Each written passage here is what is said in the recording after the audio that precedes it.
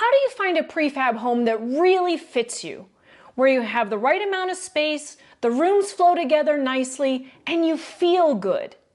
Today we're diving into one of the most crucial aspects of choosing a prefab home, getting the right floor plan.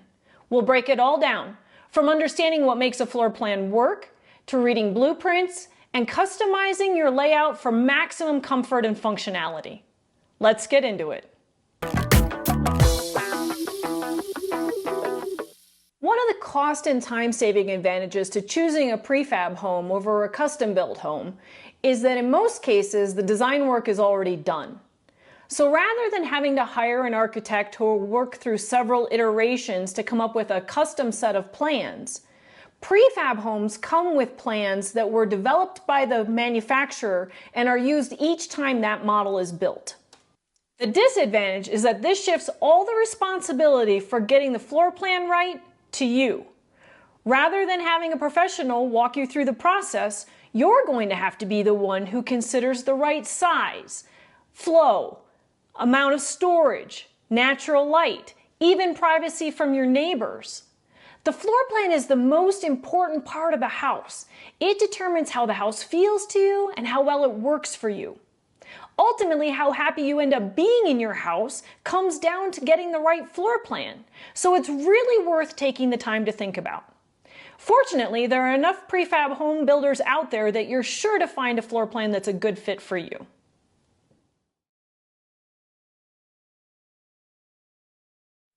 Where do you start when trying to figure out what floor plan would work best for you? Well, if you already have your building site, I'd suggest you start there. Take a look at any setbacks or easements that might impact where you can place your house on your property. Setbacks are imposed by municipalities and communities and control how close you can build your house to your property lines. Easements are parts of your property that other people might have the right to access. A common example of this is the area where utilities run from house to house. Next, consider how the shape, topography, and views from your lot might impact how you want the house to lay out. For example, in my last video, I told you that we've chosen to build Studio Shed's aspect model on our property in Colorado. If you missed that one, I'll link to it at the end of this video and you can catch up. This floor plan has a lot of glass across the front of the house, and that works well for us because we are hoping to take advantage of views in that direction, and also because we have a pretty large lot and we're quite a distance from our neighbors. If we were looking at building a house on a busy street with houses close on both sides, I'd be looking at an entirely different floor plan. Probably something a lot narrower and with more of the windows in the back of the house where we'd have more privacy.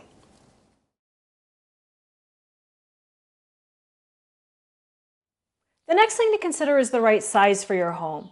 And there are several factors that influence this decision, including how many people will be living in the house now and potentially in the future, whether your work or hobbies require a dedicated space in your home, how much storage you need, and whether you're building a full-time residence or a vacation home.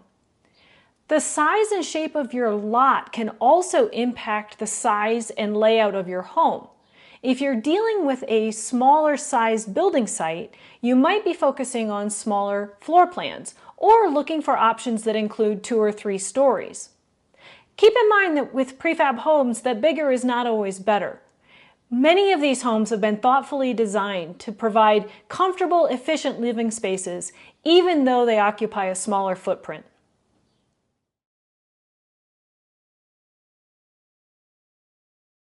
Finally, think about your personal style, your lifestyle, the things you like about the place that you currently live, and what you might change if you could. For some people, there's nothing better than a big, great room with high ceilings and an airy feeling. Other people prefer more defined, cozy spaces. Some people love to throw dinner parties for their friends. For others, the dining room table is a place to pile things up until they get around to putting them away. For people who live in cold climates, they may need a spot for their families to take off their hats and coats and boots. People who live in warmer places may trade that mudroom for a bigger kitchen. This really all comes down to personal preferences and taking the time to imagine your optimal living space.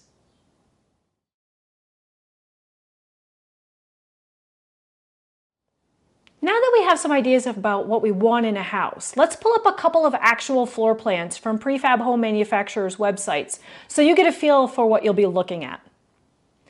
When you start looking at floor plans, it can be difficult to judge the spaciousness of the rooms. Before you begin your search, you might want to measure the rooms where you live now so you can compare that information with what you're seeing on the floor plans. These drawings can be somewhat intimidating at first, but once you know what to look at, they become a powerful tool in your home selection process.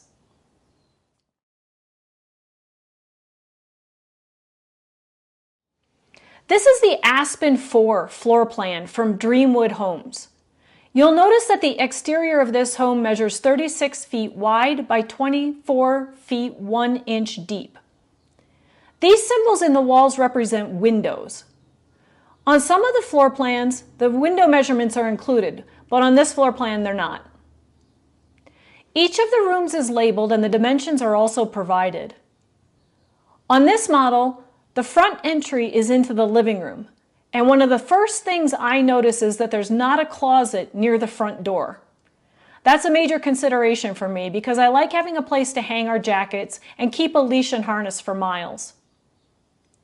They do have a laundry room off the kitchen that has a back door and seems to be large enough to double as a mudroom, especially if you are able to do a stacked washer dryer rather than a side-by-side. It's nice that each of the bedrooms has its own bath, though I prefer layouts where guests can access one of the bathrooms without having to pass through a bedroom. Finally, the design of this master bedroom and bathroom feels a little clunky to me. This hallway is wasted space, and it looks like accessing the back of the closet would be difficult. And then there's these folding doors that come out into an already smallish bathroom, and I think that could make it hard to maneuver.